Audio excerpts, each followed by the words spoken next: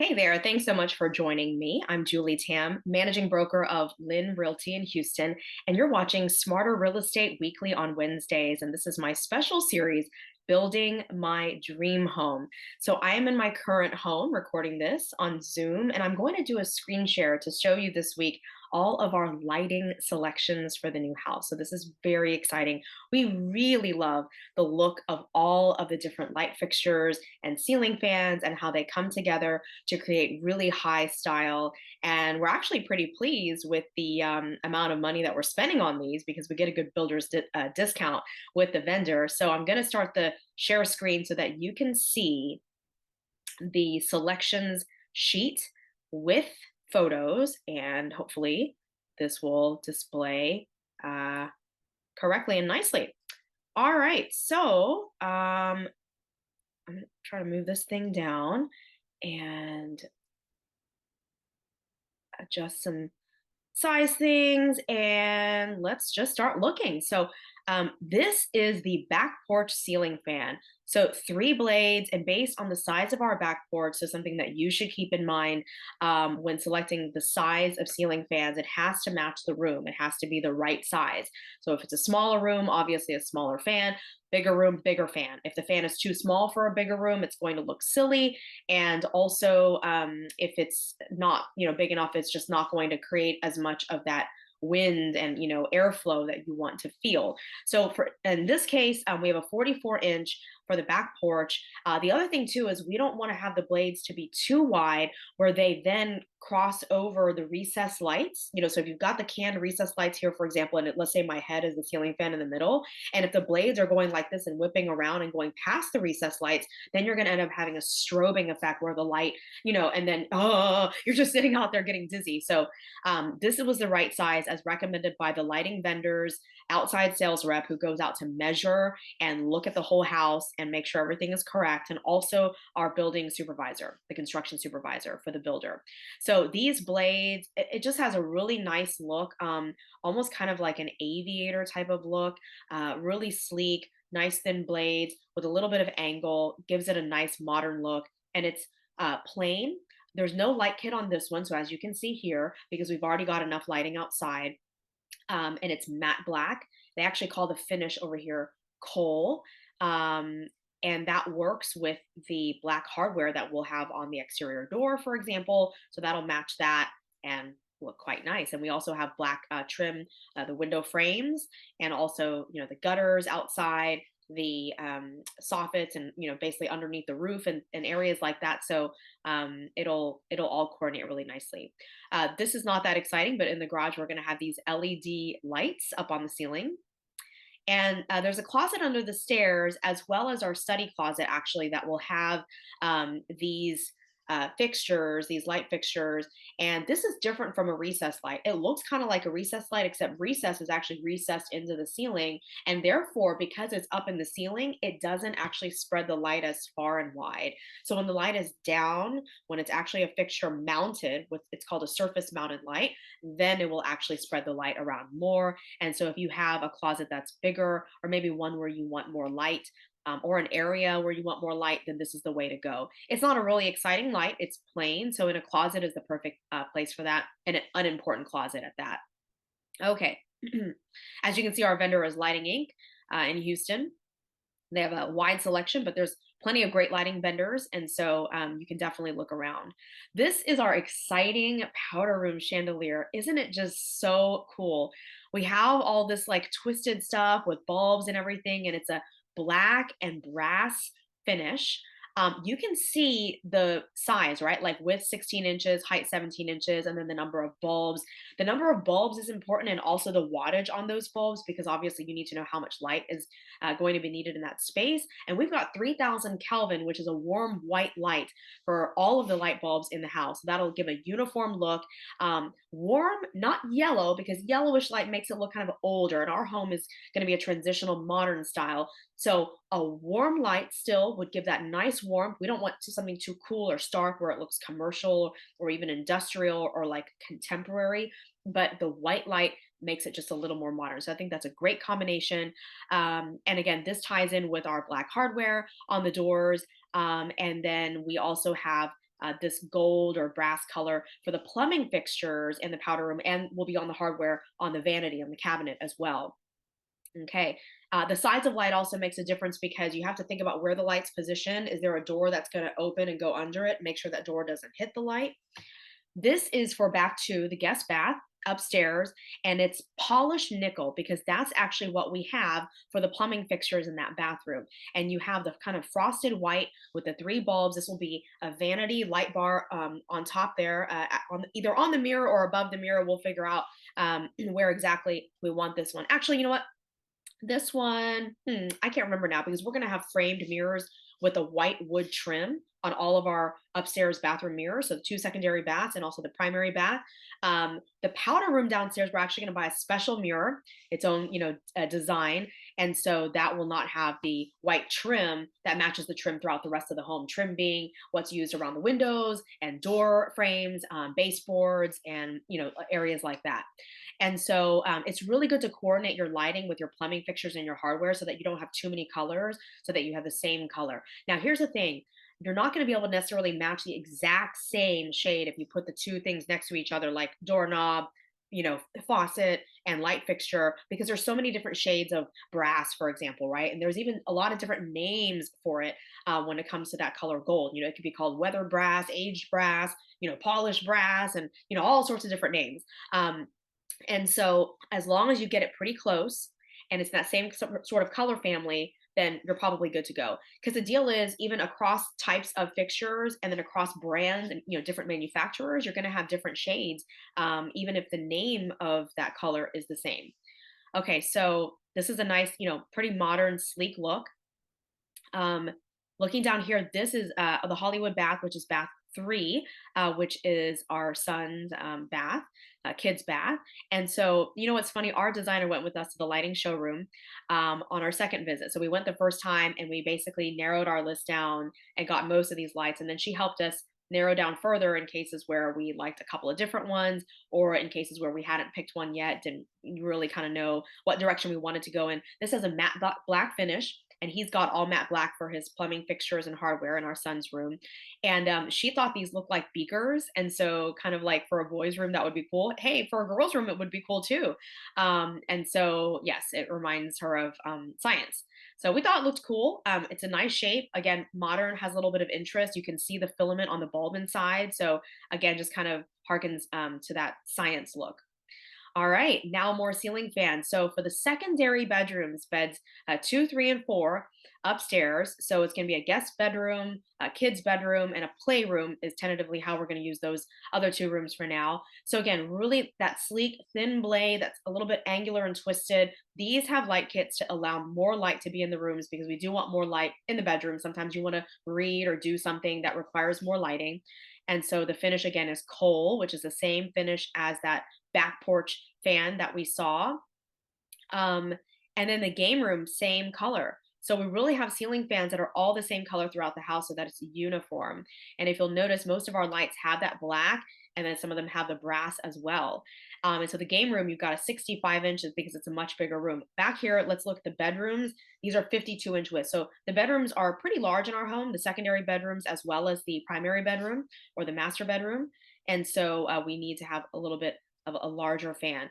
The length of your rod, this down rod or the pole, as some people might call it, also matters because it depends on how high your ceilings are. We have pretty high ceilings in our home, 10 foot all the way up to a little over 13 feet high in a couple of the rooms. And of course, over 20 feet high in the foyer. And so that height of that light and that width really do matter.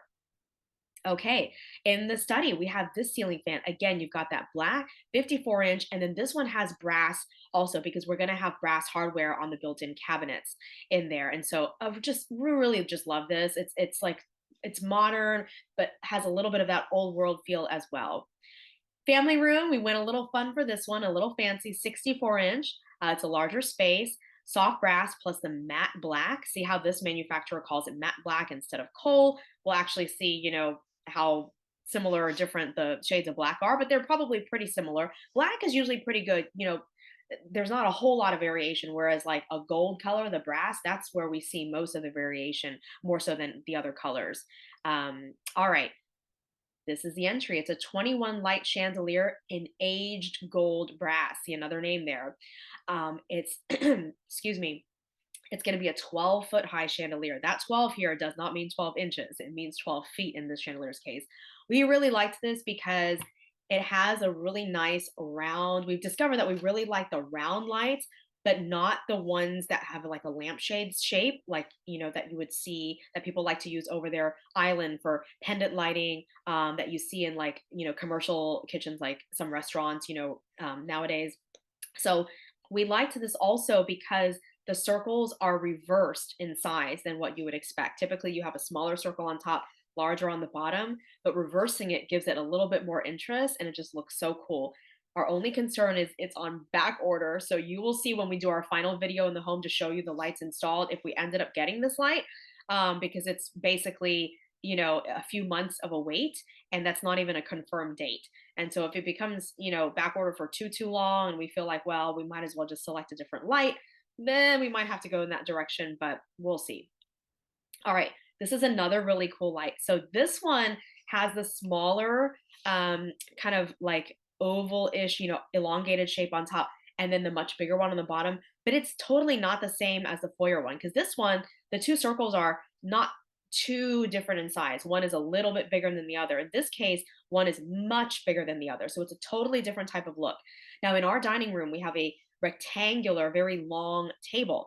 So this shape of light works because you're going to put it right in the center of the table and match the shape of the table. If you have a big round table, then perhaps a round light or one that drops down, in a vertical sense would work.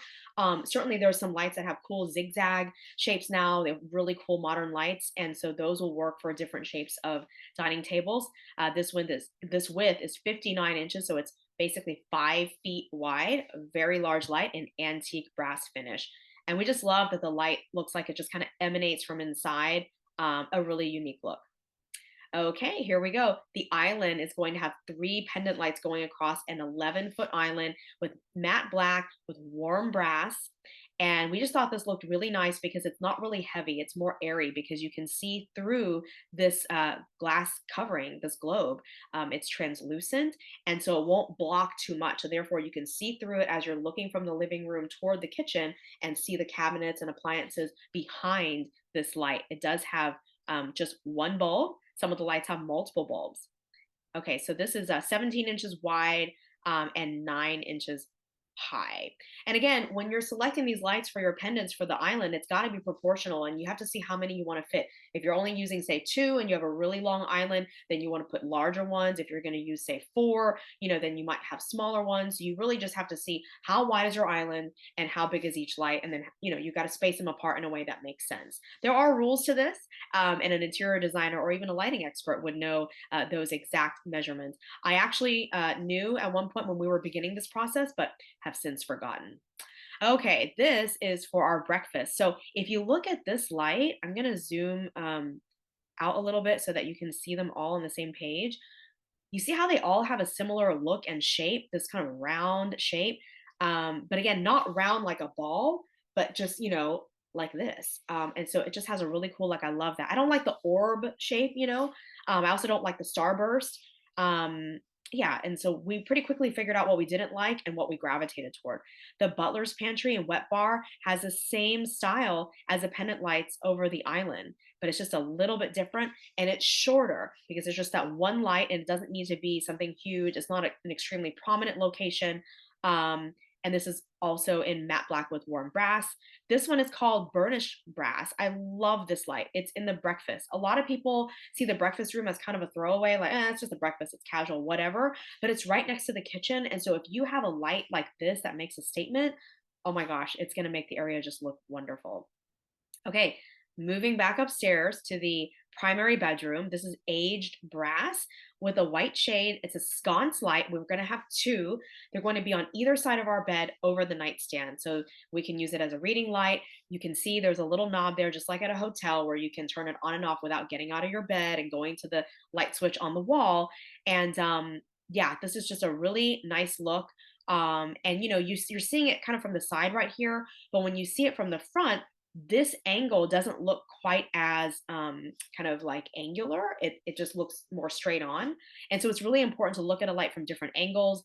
Go on the website, peruse, go on Google or search engine, whatever search engine, and look around and see if you can find pictures of the light that people have put, on their websites or blogs or whatnot to see, what it really looks like from different angles. All right, so the primary bedroom. Oh my God, this light is to die for. I love this. Aged brass in the collection called Aiden. What's also important about this, our primary bedroom ceiling is over 13 feet tall. So this light is going to be in the middle on a beam that goes down the center of the ceiling. We're going to have a vaulted ceiling like this. And so that beam like this, and the light going right here. And the light actually is going to be in the middle of the room.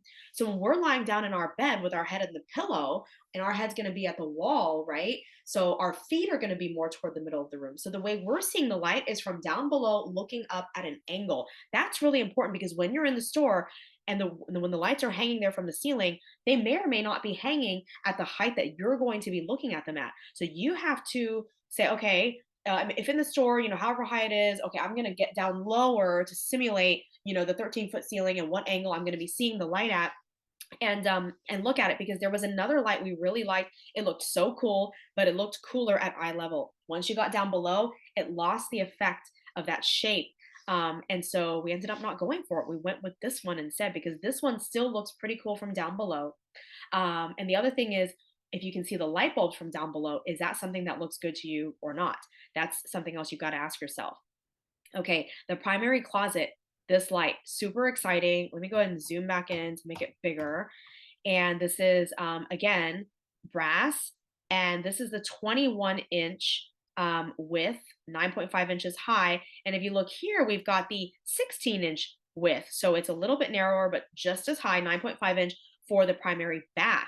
And so just gives a little bit of, visual interest that the two lights are the same but a different size because they're in different adjacent rooms. There's no need to go with like a totally different light, but you could if you wanted to. But our designer just thought it would be cool to do the same light, but just make them a little bit different in size. So that way there's a little bit of variety. And look at this. In the primary bath, at the vanities, we're going to have sconce lights. So on my side of the bathroom, I've got three, one on each side and one in the middle because I've got a wider vanity. And on my husband's side, he's got two. And so this is aged brass. It's going to be in the mirror and it's just going to look so nice and just add that ambiance. And we went with one, you see here, if we go back to the master bedroom nightstand sconces, similar shape, okay? And a plate here, a wall plate that's rectangular. This one's rectangular too. It would have been ideal to go with a round wall plate because a lot of the other lights have round wall plates, and our shower head is round. But there are other things that are angular. I mean, there's lots of angles. Obviously, a naturally your house, all the openings like windows and doors and walls, they're straight edges, right? So it's not the end of the world to have something that varies, and our designer approved. Okay, exterior. These are our gas lights. Really nice. And we got different sizes. So the front porch ones we got large, I think it was. Oh, it doesn't say on here, but it's large, because we have a really tall house and pretty large, impressive front porch with a stone arch and everything. So it needed to match the size and the scale of the house. Our house is only 2 stories, but it looks like a 3-story house because it's elevated with a crawl space over 8 feet before you actually get to the first floor due to its location in the floodplain. And then there is an extra gas lamp over at the far side of the garage on the side there. So we made that one a smaller size because we don't actually need to draw attention over there. And so the size matters. At the back of the house, we have these really cool, sleek, square, again, that black finish that matches our trim outside, and a similar style of light on the side of the house with the black finish. These are just taller and more elongated because they're for the entire side of the house from top to bottom. Whereas these over here, we have them on the back of the house to illuminate mainly. So as you can see, the light bulb pointing down onto the patio, or the table, yeah, the outdoor table that we're going to have. So this has one bulb pointing down. These though have 2 bulbs. You've got one pointing up and one pointing down. So that'll serve the purpose of casting a nice cool glow going up and down on the side of our house. All right, that is it, guys. I'm going to stop the screen share. If you noticed, I'm wearing a Chinese jacket because it is right around the Chinese New Year as I'm recording this video. And it works too because Valentine's Day is coming up. And so we've got red. So happy Year of the Rabbit. Gong hei fa toi. Gong xi fa tai. That's Cantonese and Mandarin for you. Two other languages of the four languages that I speak. And I thank you for watching. If you liked this video, found it helpful, useful, interesting, fun, whatever, gave you some good ideas for when you want to change out lighting in your home or put new lighting in a new home you're moving into, then I hope you will like and give me some feedback by writing a comment on Facebook or YouTube. And please subscribe in both places so that you don't miss an episode as I take you on my real estate adventures and arm you with practical strategies to be a smarter buyer, seller, tenant, or landlord on Smarter Real Estate weekly on Wednesdays. Have a great week, and I will see you next time.